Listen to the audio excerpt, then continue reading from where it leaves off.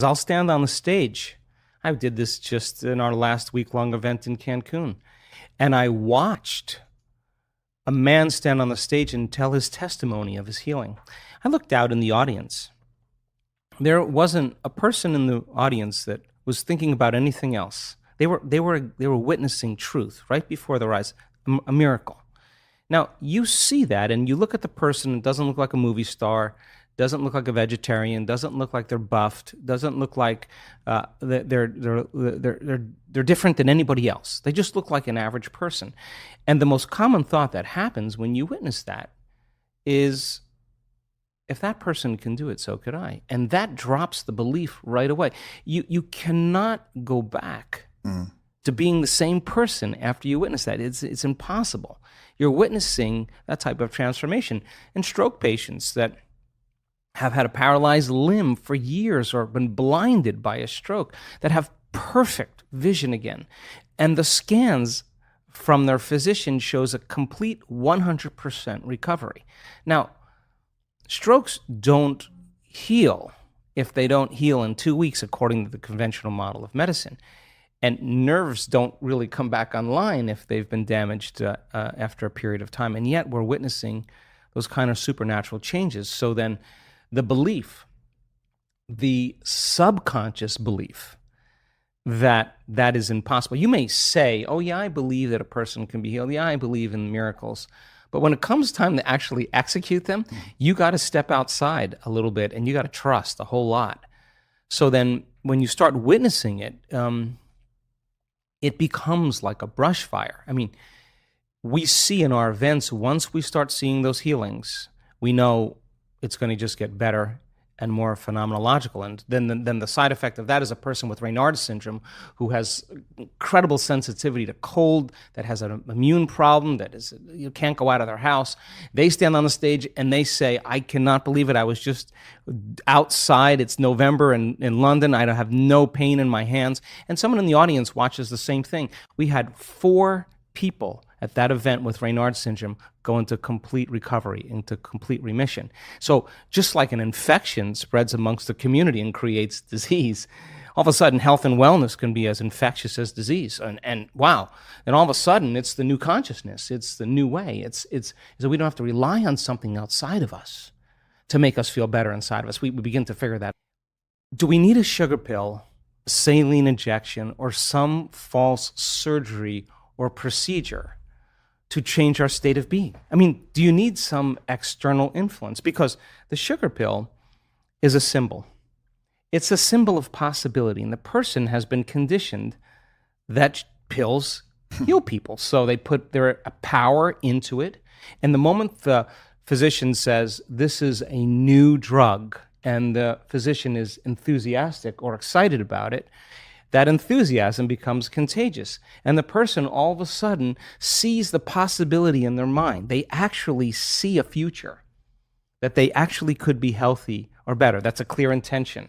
And when they feel optimistic, when they feel inspired, when they feel grateful, when they're changing their emotions or energy, they're combining a clear intention with an elevated emotion. And if thoughts are the vocabulary of the brain and feelings are the vocabulary of the body, and how you think and how you feel creates your state of being, they just moved from their past present state of being into a future present state of being. They began to change their brain and body by thought alone. In depression studies where they give someone a placebo and they say this is the best drug for depression, 4 out of 5 people that are in the placebo study get better or do as well as people who are taking the actual antidepressant. That's 80%, right? But here's the deal. They've been taking that sugar pill for about 8 weeks. Every day, taking that pill and combining that clear intention with an elevated emotion, they're moving into a new state of being. So now what that means is you got to do the work. That means you actually have to practice sitting down, getting beyond all the people in your life, all the things you need to do, the place you need to, you gotta get beyond your body wanting to get up and go because it's been programmed that way. And you gotta tell your body, you're not getting up until I say.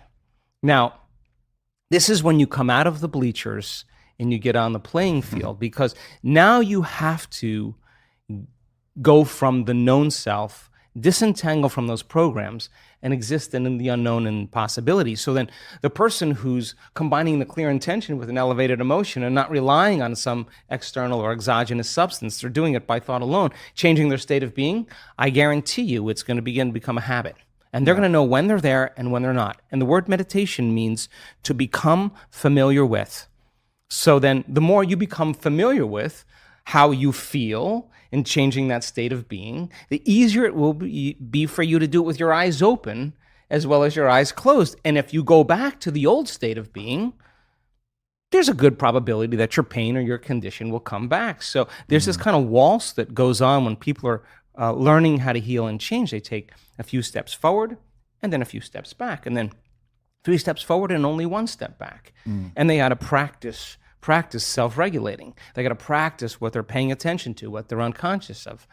And if you stay with it for a long enough period of time, all of a sudden now the person reaches a point, we've measured what happens, where their chemistry changes so dramatically that they're literally in love with life. Now, imagine what happens when oxytocin is released in the quantities that we see.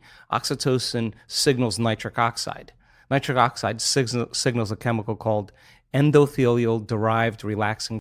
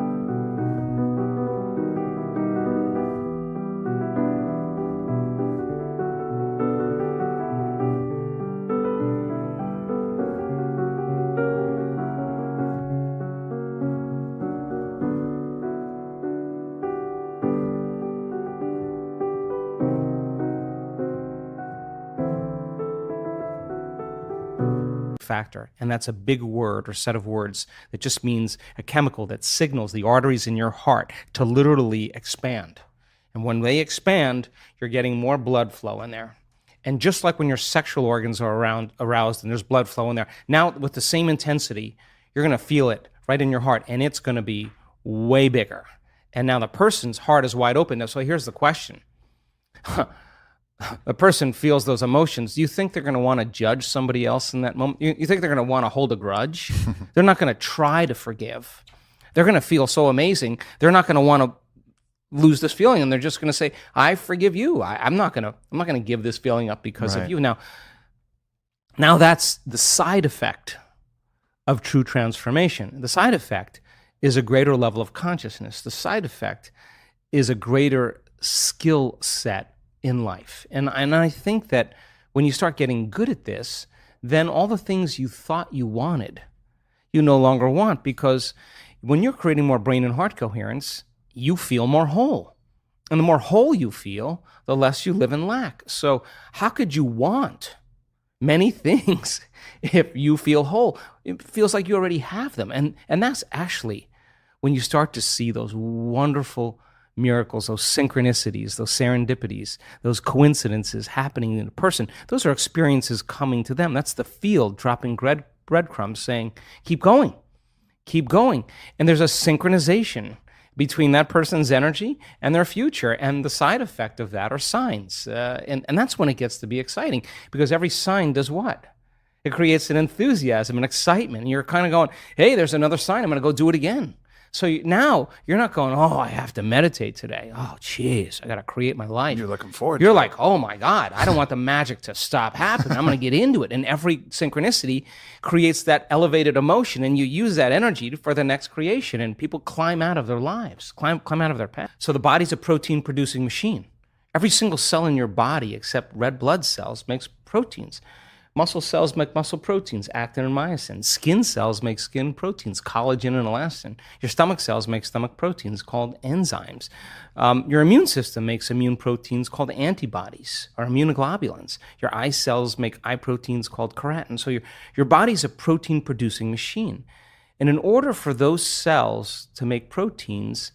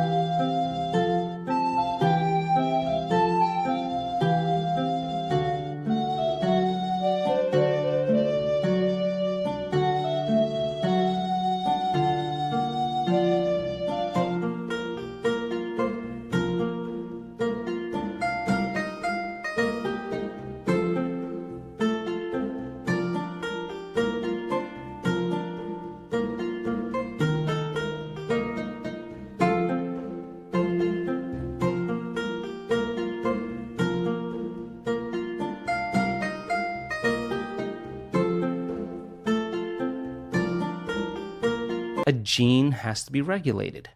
So then they used to say genes create disease. Lie. It's an absolute lie. There's a very small percentage, about 5 to 1% of the people on the planet are born with a true genetic condition like type 1 diabetes. The other 95 to 99% is created from lifestyle or behaviors. Two identical twins sharing the same genome. One dies at 52, the other one dies at 88. Well, what happened there? It was the reaction to the environment that caused their genes to be switched on or upregulated to make a healthy protein, or downregulated to make a cheaper protein. And it turns out that when you're living in stress and living in survival, you're living in emergency mode, and that's not a time for growth and repair. Yeah. That's a time to mobilize all the body's energy, all its resources from some endangered situation, real or imagined, in their life. So if you're living in emergency mode for an extended period of time and you keep signaling that gene, well, my goodness, it makes sense then that over time the gene's going to begin to wear out, just like taking a copy of a copy of a copy of a copy. Sooner or later, you're going to start making a cheaper protein. So the expression of proteins literally is the expression of life. So then, is it possible then to signal the gene ahead of the environment? The answer is absolutely yes. Because if a person's waiting for their wealth to feel abundance, if they're waiting for their health to feel wholeness and gratitude, if they're waiting for their new relationship to feel love, they're living by the old model of reality of cause and effect, waiting for something out there to change to make them feel better. And here, take away their lack or emptiness. But the moment the person embraces the emotion ahead of the event, if they understood what they were doing and why they were doing it, then if the environment signals the gene, and it does, and the end product of an experience in the environment is an emotion, when you embrace the emotion ahead of the experience, you're signaling the gene ahead of the environment. And if genes make proteins, and proteins are responsible for the structure and function of your body, you begin to become that very person. So it's not our wealth, it's not our health, it's not our new relationships, it's not the things we accumulate, it's who we become. Yeah. So we overcome the old self, which takes a great act of will and awareness, and we become somebody else. So then when you become it, nobody can take that away from you. In fact, you know that you know how to do it, or you know that you are it. And an abundant person doesn't.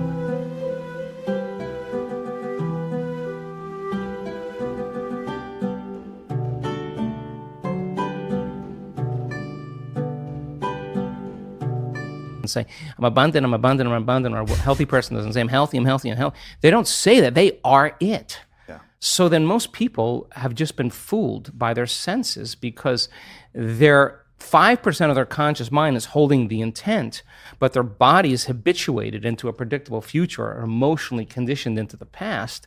And they're saying, I'm healthy, I'm healthy, I'm healthy, or I'm happy, I'm happy. And the body's going, you're miserable, you're unhappy. That thought can't even make it past the brainstem to the body.